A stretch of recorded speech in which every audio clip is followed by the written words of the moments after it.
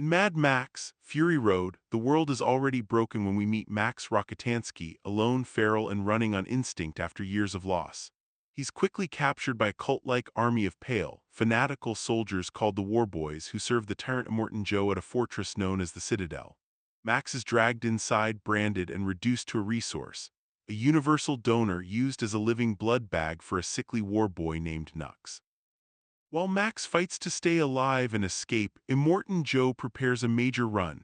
His top driver, Imperator Furiosa, is taking the war rig out to collect supplies from Gas Town and the Bullet Farm. The convoy rolls out in a thunder of engines, dust, and war drums, seemingly just another day in a world built on fuel, bullets, and thirst. But Furiosa isn't running an ordinary mission. Once the convoy is beyond the Citadel's reach, she veers off the expected route into the deep wasteland. The truth hits like a siren. She's defecting and she's taken Immortan Joe, wives, young women he's kept as property for breeding, hidden inside the war rig. Their escape is both desperate and defiant, a straight-line break from captivity into the unknown. When Immortan Joe discovers the betrayal, he doesn't just send a few riders, he mobilizes everything.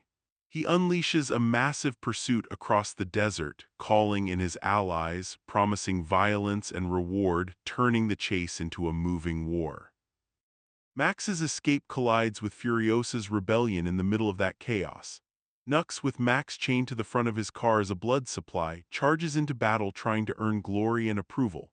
The first major clash is brutal and fast. Vehicles smash, bodies fly, sand explodes into smoke, and the wasteland itself feels alive with danger. Amid the wreckage, Max breaks free and ends up face-to-face with Furiosa and the wives. Everyone has a weapon pointed at someone, everyone is seconds away from killing the other, and trust is impossible. But survival demands a truce. Max wants his freedom.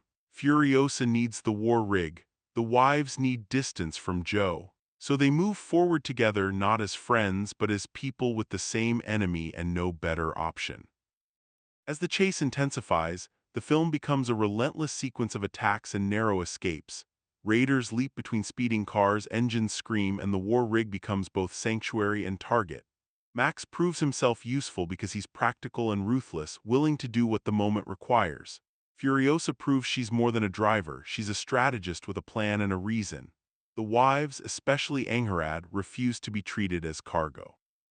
They fight for their own survival, and they keep choosing forward motion even when the odds say stop. Nux, meanwhile, begins to fracture. He's been raised to believe dying in battle is the highest honor, and he throws himself into suicidal heroics, hoping Immortan Joe will finally see him as shiny and worthy. But repeated failure and unexpected human contact shakes that belief.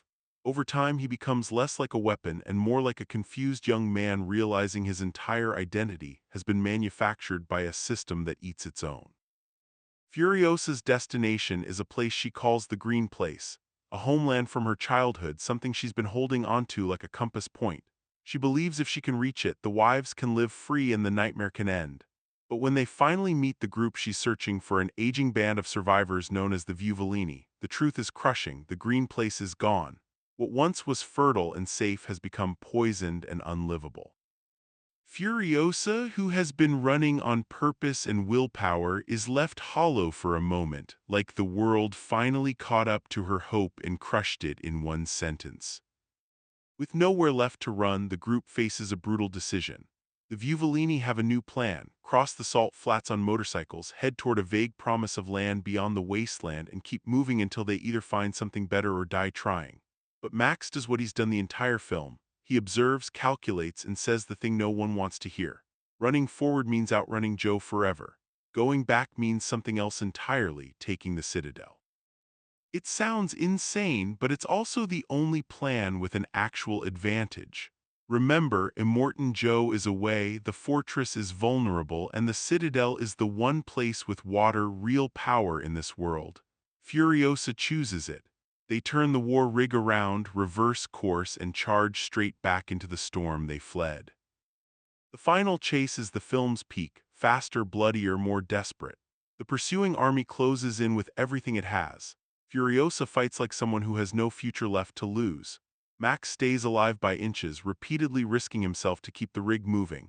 Nux finally breaks free of the War Boys' conditioning and makes a choice that isn't about glory, it's about meaning, and about saving people who never had the chance to matter in his old world. One by one, the pieces fall into place. Sacrifices are made, the path narrows, and the chase collapses into a final, violent confrontation with Immortan Joe himself. In the end, Furiosa defeats him, and the tyrant who ruled by controlling water, bodies, and fear is finally removed. They return to the Citadel not as conquerors in shining armor, but as survivors dragging the truth behind them like evidence. When the people see what's happened, when they see Joe is gone and the spell is broken, power shifts. Furiosa rises on the platform not because she wants a throne, but because the moment demands someone who understands what freedom costs. The water is released to the crowds below, not as a rationed weapon, but as a shared resource. And in the middle of that turning point, Max does what he always does. He doesn't stay for applause. He doesn't ask for credit. He slips back into the crowd, vanishing into the mass of survivors, carrying his scars and his silence forward into whatever comes next.